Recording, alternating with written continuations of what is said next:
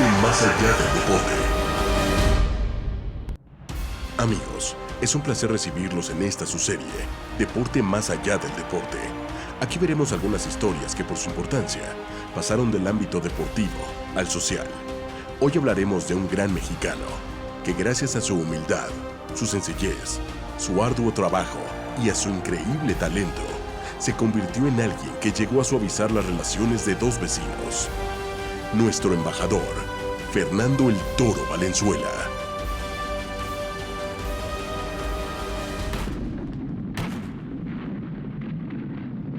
Las relaciones entre México y Estados Unidos nunca han sido fáciles.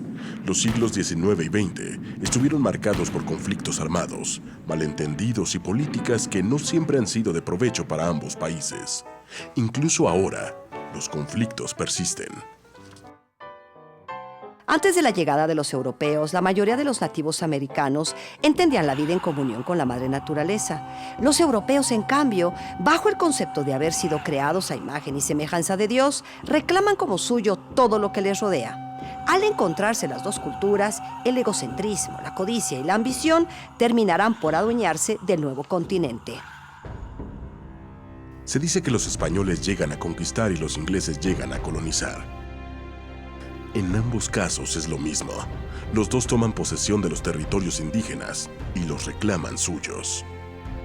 En Nueva España se mezclan las razas entre conquistadores y conquistados, y los indígenas son prácticamente esclavizados en la llamada encomienda.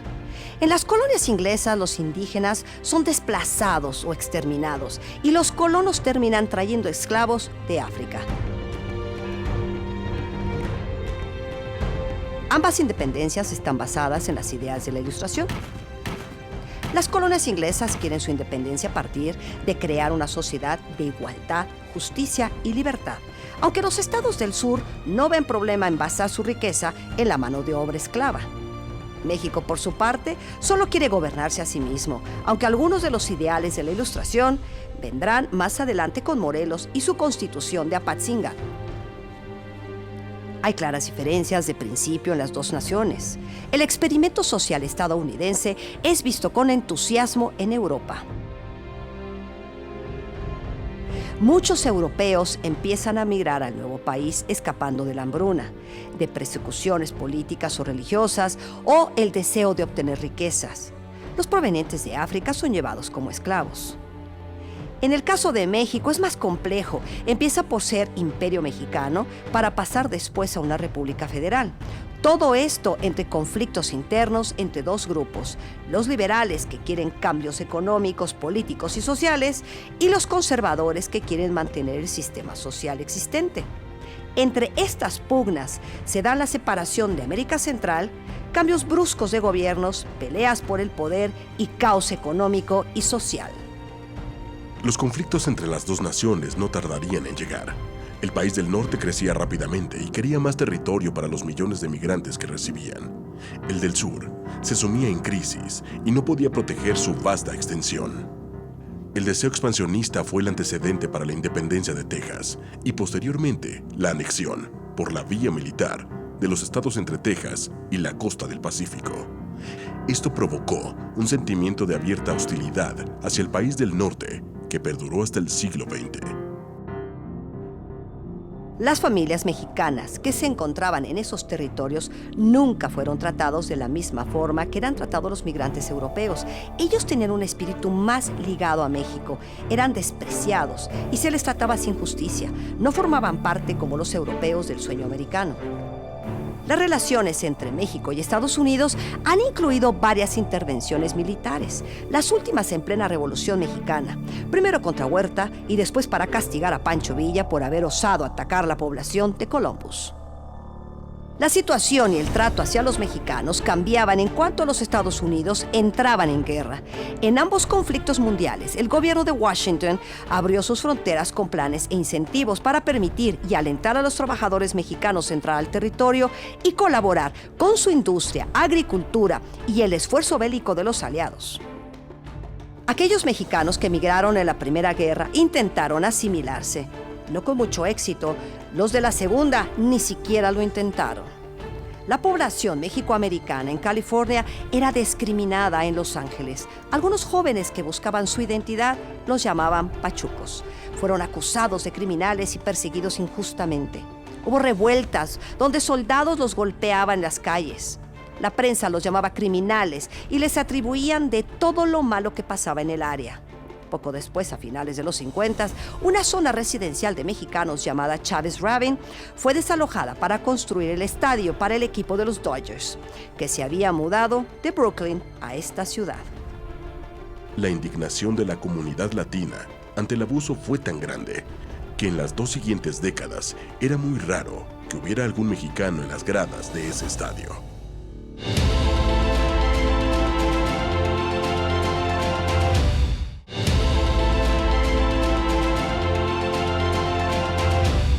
A los mexicoamericanos locales no les gustaban los Dodgers. Representaban los agravios e injusticias sufridas a manos de los angloamericanos. Eso cambiaría radicalmente al inicio de los años 80, con la llegada de un héroe poco común. Hay que recordar que el latino ya había entrado a ligas mayores, pero un mexicano en esas condiciones muy difícil, no era fácil. Probablemente le ayudó la suerte, también se encontró con alguien que le enseñó a tirar, yo creo que la mejor pichada que él pudo tirar, que era Bobby Castillo, si no me equivoco, en el cual esa es la pichada que lo identifica, porque su recta era buena recta, pero no era una recta para asustar a nadie. Entonces, Fernando Valenzuela rompe el paradigma de que un jugador mexicano podía jugar allá. Al dueño del equipo, Walter O'Malley, le urgía encontrar un jugador mexicano que pudiera ayudar a sanar la relación y había puesto a sus buscadores de talento a encontrar esa persona. O'Malley no vivió para ver al héroe que traería a los fanáticos latinos a su equipo. Sin saber qué pasaba en Los Ángeles, el 1 de noviembre de 1960 nacía en Echoaquila, Sonora, el 12º hijo de Avelino Valenzuela y Hermenegilda Anguamea, llamado Fernando. Descendientes de la tribu Mayos, la pareja de muy escasos recursos trabajaban la tierra y habitaban una pequeña casa de adobe y techo de paja. Años después, su hijo firmaba en 1977 su primer contrato como jugador profesional de béisbol. Al siguiente año ya pichaba para los Leones de Yucatán en la Liga Mexicana de Béisbol. Mike Brito, cazatalentos de los Dodgers, lo vio en un partido. Cuando evaluaba a un parador en corto, quedó impresionado y los Dodgers hicieron una oferta por el joven. Los Leones subieron el precio inicial y O'Malley ya no quería cerrar el trato.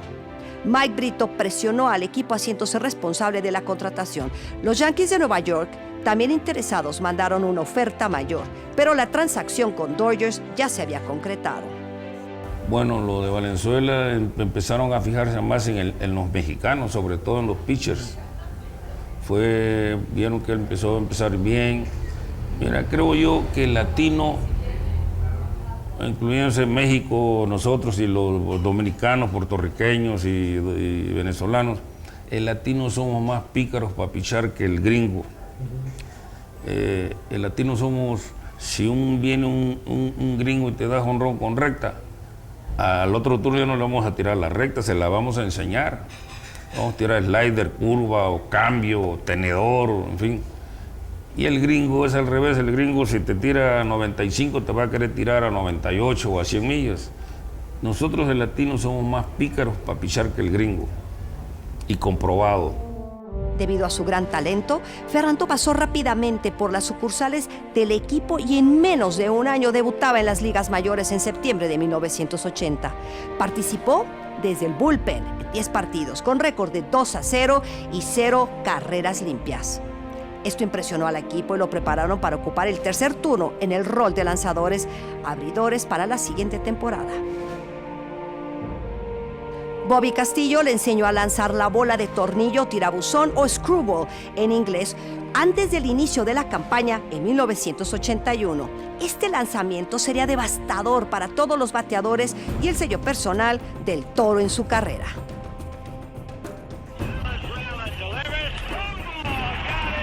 Lo que hizo en sus primeros 8 partidos es una hazaña que perdura en la historia. 8 ganados, 7 completos, 5 blanqueadas y 4 carreras limpias en sus primeras 72 entradas con efectividad de .50. Ponchó a 74 y solo dio 18 bases por bolas. Solo otro pitcher en la historia tenía una marca similar, el gran Bob Gibson. Me siento muy contento de estar con este equipo y aquí estar en Los Ángeles. La atención de los medios de comunicación era total cuando se enteraron que no sabía manejar. El sheriff de Los Ángeles en persona ofreció enseñarle. El embajador de los Estados Unidos en México se ofreció para ser su traductor. Apareció en la lista de los hombres más sexys en una popular revista. Decenas de periodistas viajaron a su pueblo para ver dónde había nacido. Este tipo de historias se leían en primeras planas en los diarios de Estados Unidos y México. Todos querían saber algo más acerca de Fernando, el joven humilde de un pequeñísimo pueblo de Sonora, que no estaba en los mapas, se convirtió en la historia más grande del deporte en la primera mitad de la década de los 80s. Mira, Valenzuela, creo para mí ha sido y será, ¿no? Va a estar difícil que borren lo que él ha hecho allá en ligas mayores, cuando llegó de novato y después, porque ganó muchos juegos. Se estableció y creo que eso para que ahora sí que le quitan lo que él hizo ya, los récords, eso es muy difícil porque pichaba y metía mucha gente, todo el mundo veíamos por la televisión a Fernando. Creo que fue un pitcher que estuvo en su punto allá y desgraciadamente se acabó, pero los récords que él ha puesto va a ser difícil que lo rompan. La temporada mágica del 81 se empañó por una huelga que detuvo al deporte unos meses. A Fernando la pausa le ayudó para empezar la construcción de una casa para sus padres en Ochoaquila. Recibió aún más cobertura en los medios al ser invitado a la Casa Blanca en una reunión entre los presidentes Ronald Reagan y José López Portillo. Nadie recordaba los temas tratados entre los dos mandatarios, pero todos comentaban la sencillez y agradable que Fernando había estado en su visita a Washington. Se bromeaba en la forma en la que los medios de los dos países habían cubierto la noticia. Los comunicados oficiales en México hablaban de la gran personalidad del presidente mexicano frente a su homólogo estadounidense. Los comunicados oficiales estadounidenses hablaban de lo productivo que era estrechar vínculos entre los dos países. El resto de la prensa en el mundo titulaba la noticia diciendo Fernando en la Casa Blanca.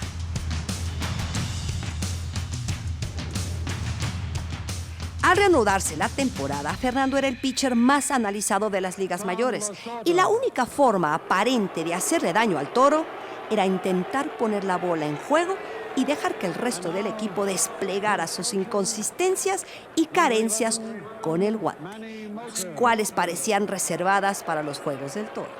Los Dodgers pasaban a la postemporada ese año contra Astros y Expos. El Toro lanzó en los juegos decisivos de ambas series y aseguró el pase a la Serie Mundial contra los Yankees en Nueva York. Fernando vio acción en el tercer partido cuando ya los Yankees llevaban 2 juegos de ventaja y parecía que la serie estaba definida. Valenzuela se veía sobretrabajado y sin sus mejores armas. El partido llegó a complicarse. Fernando lanzó un total de 147 pichadas y logró lanzar las 6 últimas entradas sin aceptar carreras.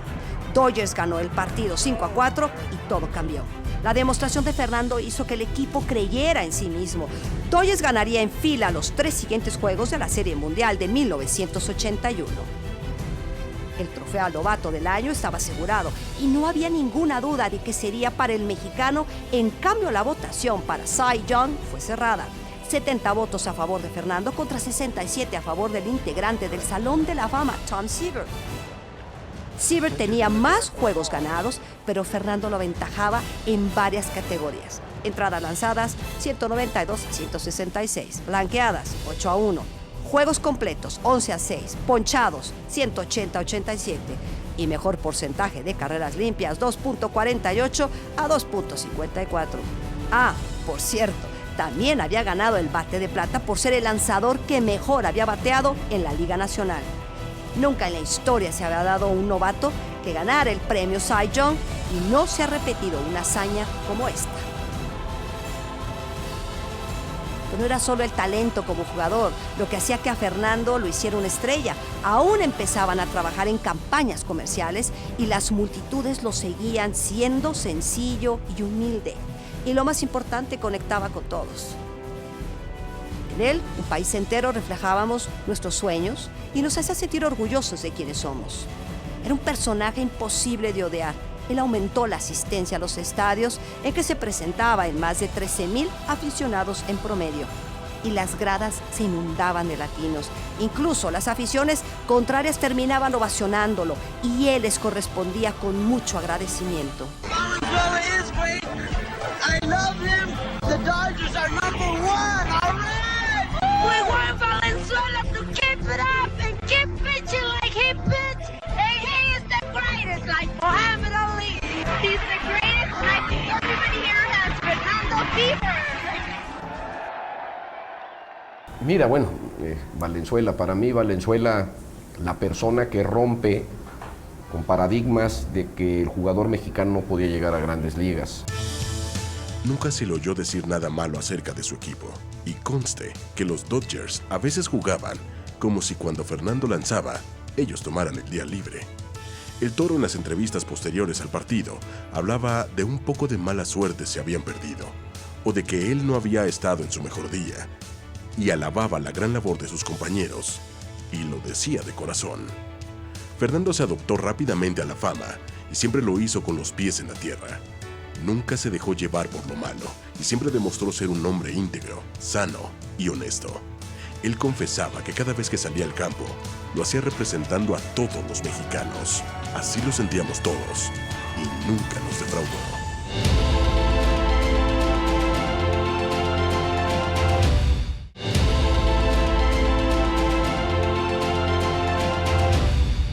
La Fernandomanía estaba en su apogeo y admirar al Toro era algo que ahora podíamos compartir, incluso con los angloamericanos. Gente que no veía béisbol, ahora lo hacía. A todos nos hechizaba con su magia. En los siguientes 6 años, Valenzuela promediaría un total de 266 entradas lanzadas y siempre quedó entre los primeros 3 lugares en la votación para el Cy Young. Y no perdió un solo turno de abridor. Muchos pensábamos si hubiera estado con otro equipo con mejor bateo, hubiera ganado muchos más juegos. Los parques de pelota empezaron a vender nachos, había mariachis y la cerveza se agotaba en las gradas. Cada salida del Gordo era una fiesta y a los estadounidenses les encantaba. En México y Latinoamérica se transmitían los partidos del Toro, muchas veces en horarios inauditos, como a las 2 de la mañana en un martes, y aún así captaban enormes audiencias. En ciertas partes de México, donde no llegaba la transmisión, era muy común ver familias enteras que viajaban cientos de kilómetros para ver los partidos del héroe mexicano. Decenas de estaciones de radio y televisión transmitían los juegos en español, no solo en Estados Unidos, sino en lugares como Dominicana, Venezuela y Colombia. Los Dodgers y las grandes ligas encontraron con Fernando una mina de oro en un mercado latino que jamás se soñó que existiera. Fernando Valenzuela fue un ícono tanto en México como en Estados Unidos, ya que pues, se provocó allá en Los Ángeles Fernandomanía, ¿no? y causó una revolución a los 21 años de edad, siendo ganador del Cy Young y novato del año. Eso para mí es algo que no se va a poder repetir en la historia del béisbol mexicano. Pese a todo, la relación de los Dodgers y Valenzuela nunca fue recíproca. Fernando se vio obligado a ir a conciliación y arbitraje cuando la directiva del equipo no le quiso aumentar su sueldo. Incluso la prensa anglosajona cuestionó las pretensiones del jugador, deteriorando con esto el romance con el jugador. El juez le concedió la razón al lanzador y le llamó la atención a la directiva Dodgers. Aun siendo la mayor estrella, Valenzuela nunca fue el pitcher mejor pagado en la nómina de su equipo. La sorda no dudó en hacer que Fernando trabajara de más y decía que era Fernando el que no quería dejar de lanzar, lo que era ridículo. Todos veíamos cómo los otros equipos empleaban a sus lanzadores relevistas. En ese trabajo excesivo terminaría pasando factura. Al inicio del 88, Valenzuela se lesionó el hombro y perdió el resto de la temporada. Después de su lesión, Fernando regresó para lograr otra hazaña. Lanzó un juego sin hit ni carrera. Viene, batea por pitch, se le va. Shortstop atrás, segunda base, captura, pisa, toca, tira primero, doble play, terminó.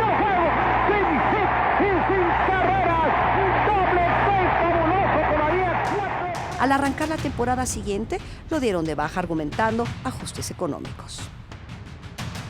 Después se unieron muchos, entre ellos yo creo que alguien que estuvo, probablemente no duró los mismos años porque se lastimó muy pronto, estamos hablando de Teodoro Higuera, que es padrísimo recordar que son 2 jugadores mexicanos que abren el juego de estrellas y que los 2 blanquean en sus 3 entradas que tiraron, ¿no?